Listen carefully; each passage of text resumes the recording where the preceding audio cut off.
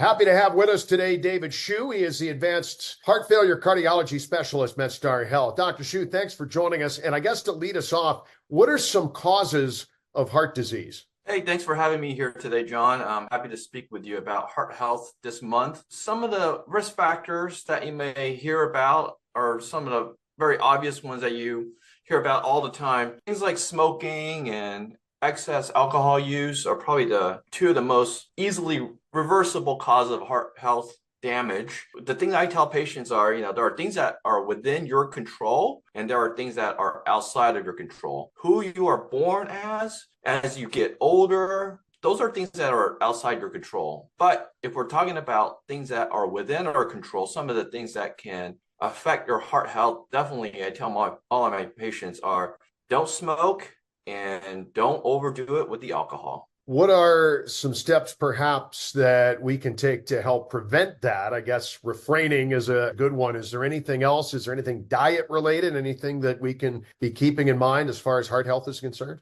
Yeah, that's a great point. Completely separate from what I just mentioned previously. You bring up a great topic for discussion. I can probably talk for hours about diet, but the thing that really is being pushed now is the Mediterranean diet. What I tell my patients is avoid processed food as much as possible. Try to stick with fresh food. That seems to be what really is driving the Mediterranean diet, cooking food yourself, going away from things that are preserved for a very long time. I tell patients, look, if bacteria can't break it down, that probably means that our own body cannot break it down.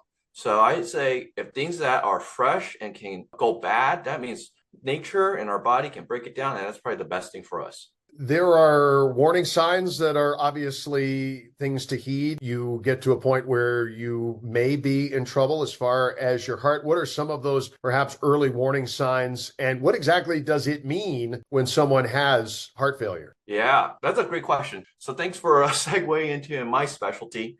So what I see most of the time are patients with heart failure. Some of the early signs you may notice are things like shortness of breath, chest pain, and chest pressure is a major one that we all look out for. We definitely have most of our patients are very in tune with that, so they definitely seek help for that. But some of the more subtle signs of heart failure or heart disease include things like swelling in the ankles, trouble breathing at night, especially when you're laying down. Sometimes our patients don't really stay active and exercise, and then these symptoms can really sneak up on you. So if you're at the grocery store and you're carrying grocery back into the house and you're huffing and puffing, these are things that get me worried as a cardiologist. And I really pay attention to these signs. And I say, we got to get more testing done to see what's really going on. Last one for you, Dr. Xu. Talk a little bit about the importance of early intervention and not ignoring those symptoms, being proactive and coming to find someone like yourself.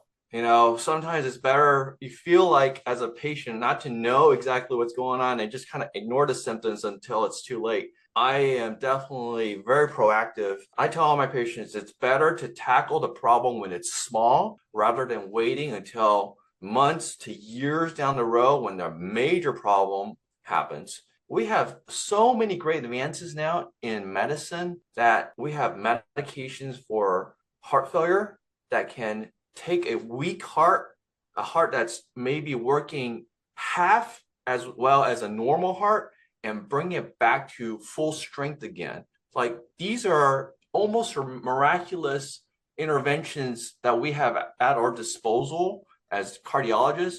So I say to the patients, the sooner we can find out what's going on, the sooner we can start treatment and the better the outcomes will become.